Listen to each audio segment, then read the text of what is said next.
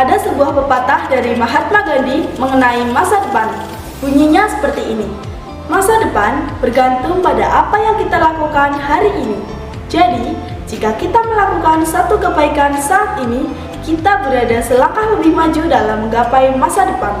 Perkenalkan, nama saya Reni Trinurhayati dari PMR Wiradinamit SMK Bina Teknologi Purwokerto. Menurut standar WHO, jumlah kebutuhan minimal darah di Indonesia sekitar 5,1 juta kantong darah per tahun, 2% jumlah penduduk di Indonesia di tahun 2022. Sedangkan produksi darah dan komponennya sebanyak 4,1 juta kantong dari 3,4 juta donasi. Dilansir Radar Banyumas, PMI Banyumas disebutkan saat ini kebutuhan kantong darah per hari adalah 218 kantong. Jumlah tersebut meningkat dari sebelumnya yaitu 180, tepatnya sebelum pandemi. Maka dari itu, kegiatan yang dapat mendukung pemenuhan kebutuhan darah masyarakat Indonesia adalah donor darah sukarela. Donor darah sukarela adalah orang yang dengan sukarela mendonorkan darahnya. Banyaknya donor darah sukarela yang rutin donor darah dapat memenuhi kebutuhan darah setiap hari. Hal ini tentu sangat menguntungkan pasien yang membutuhkan darah. Donor darah sukarela membantu tersedianya darah sehat yang sudah siap diolah dan siap digunakan kapanpun. Sayangnya, jumlah donor darah sukarela masih belum banyak atau baru 2-3% saja. Padahal idealnya jumlah DDS itu minimal 4% dari jumlah penduduk suatu daerah. Sehingga sangat penting bagi siapapun dapat menjadi DDS untuk membantu sesama mendapatkan darah yang dibutuhkan. Donor darah merupakan rangkaian proses pengambilan sebagian darah seseorang yang disumbangkan dan kemudian darah tersebut nantinya disimpan di bank darah yang sewaktu-waktu dapat dipakai atau digunakan untuk transfusi darah bagi yang membutuhkannya. Donor darah tidak hanya memberikan manfaat bagi orang yang membutuhkan donor darah, tetapi juga memberikan manfaat yang sangat besar bagi pendonornya, khususnya manfaat bagi kesehatan diri. Dengan melakukan donor darah secara rutin, regenerasi darah di dalam tubuh akan berlangsung lebih cepat. Oksidasi kolesterol menjadi jauh lebih lambat. Selain itu, aliran darah juga menjadi lebih lancar dan mampu mencegah penimbunan berbagai lemak dan hasil oksidasi kolesterol pada dinding pembuluh darah jantung. Hal ini dapat mengurangi risiko timbulnya penyakit jantung koroner yang sangat berbahaya yang masuk sebagai kategori salah satu penyakit yang paling mematikan bagi manusia. Lebih lanjut, berikut ini adalah beberapa manfaat rutin donor darah bagi kesehatan yang harus kamu ketahui. Di antaranya adalah 1. Dapat mendeteksi penyakit serius. Pada pelaksanaannya sebelum donor darah, kita wajib memeriksakan kondisi darah yang sekaligus mampu mendeteksi adanya penyakit serius seperti HIV, sifilis, hepatitis B, hepatitis C, hingga malaria. Untuk itu, dengan melakukan pemeriksaan darah, maka berbagai penyakit tersebut dapat dideteksi sedini mungkin. 2. Menurunkan risiko terkena penyakit jantung dan pembuluh darah. Donor darah secara teratur diketahui dapat menurunkan kekentalan darah yang menjadi salah satu faktor penyebab dari penyakit jantung. 3. Membantu menurunkan berat badan. Untuk masyarakat yang saat ini sedang berfokus untuk menurunkan berat badan, donor darah secara rutin dapat menjadi salah satu cara yang diambil. Alasan donor darah dapat menurunkan berat badan adalah karena rata-rata orang dewasa dapat membakar 650 kalori saat mendonorkan 450 ml darahnya. Jika Anda hendak mendonorkan darah, penting untuk mengetahui terlebih dahulu apa saja persyaratannya. Hal ini dikarenakan tidak semua orang bisa mendonorkan darahnya. Darah yang sehat sangat berarti bagi mereka yang membutuhkan transfusi. Yang pertama, kondisi fisik harus dalam keadaan sehat, jasmani maupun rohani. Yang kedua, berusia 17-65 60 tahun. Namun, untuk remaja usia 17 tahun diperbolehkan menjadi donor darah bila mendapat izin tertulis dari orang tua dan memenuhi persyaratan lain. Yang ketiga, memiliki berat badan minimal 45 kg. Yang keempat, suhu tubuh 36,6 sampai 37,5 derajat Celcius.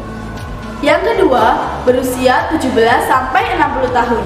Namun, untuk remaja usia 17 tahun diperbolehkan menjadi donor darah bila mendapat izin tertulis dari orang tua dan memenuhi persyaratan lain.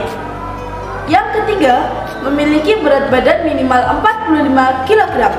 Yang keempat, suhu tubuh 36,6 sampai 37,5 derajat Celcius. Yang kelima, tekanan darah harus berada di angka. Yang keenam, saat pemeriksaan, denyut nadi harus sekitar 50 sampai 100 kali per menit. Yang ketujuh, kadar hemoglobin minimal 12 gram untuk wanita dan minimal 12,5 gram untuk pria. Oh iya Pak, yang gram atau DL? Yang keenam, saat pemeriksaan, denyut nadi harus sekitar 50 sampai 100 kali per menit. Yang ketujuh, kadar hemoglobin minimal 12 gram per desiliter untuk wanita dan minimal 12,5 gram per desiliter untuk pria. Pendonor darah juga harus memiliki kondisi kesehatan yang baik dan tidak memiliki penyakit tertentu yang dapat menular melalui darah.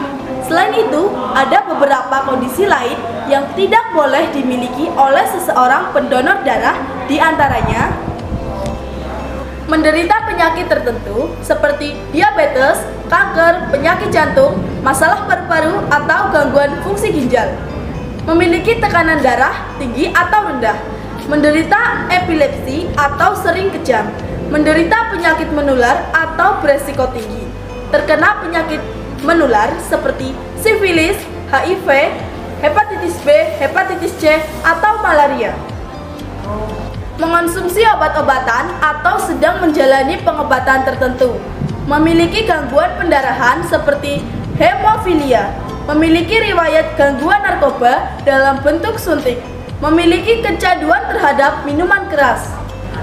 Perempuan yang sedang menstruasi masih bisa menjadi seseorang pendonor asalkan sedang tidak merasakan sakit atau kadar hemoglobinnya normal saat melakukan donor darah. Anda harus memberitahu sejujurnya tentang kondisi sebelum melakukan donor darah. Hal ini bertujuan untuk memastikan kesehatan Anda tidak akan terganggu dan untuk menghindari resiko yang dapat dialami penerima darah. Sebagai bentuk apresiasi kepada para pendonor, PMI dan pemerintah memberikan piagam penghargaan kepada para pendonor yang telah menyumbangkan darahnya sebanyak 15 kali, 30 kali, 50 kali, 75 kali, dan 100 kali. Donor darah sukarela 100 kali mendapatkan penghargaan Satya Lancana Kebaktian Sosial yang diberikan langsung oleh Presiden Republik Indonesia.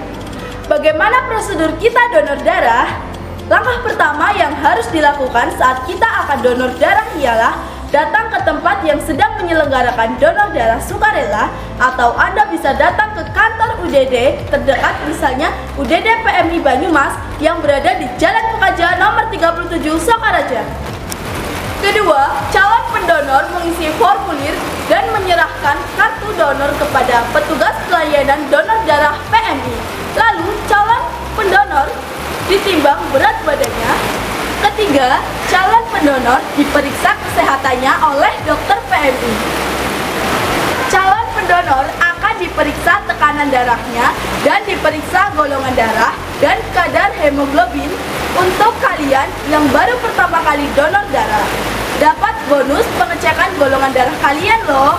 Setelah memenuhi syarat untuk donor, calon pendonor dipersilahkan menempati tempat pengambilan darah after.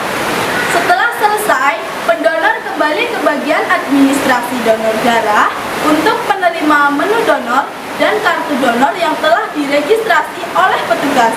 Pendonor dapat kembali menyumbangkan darahnya setelah 3 bulan berikutnya. Nantinya kita juga yang akan memfasilitasi teman-teman kita dengan bekerja sama dengan PMI Banyumas untuk melaksanakan DDS di sekolah kita. Jadilah pahlawan bagi sesama karena tetes darah kita merupakan anugerah bagi yang lain. Akhir kata, saya Reni Tri Nurhayati dari PMR Bira Dinamit SMK Bina Teknologi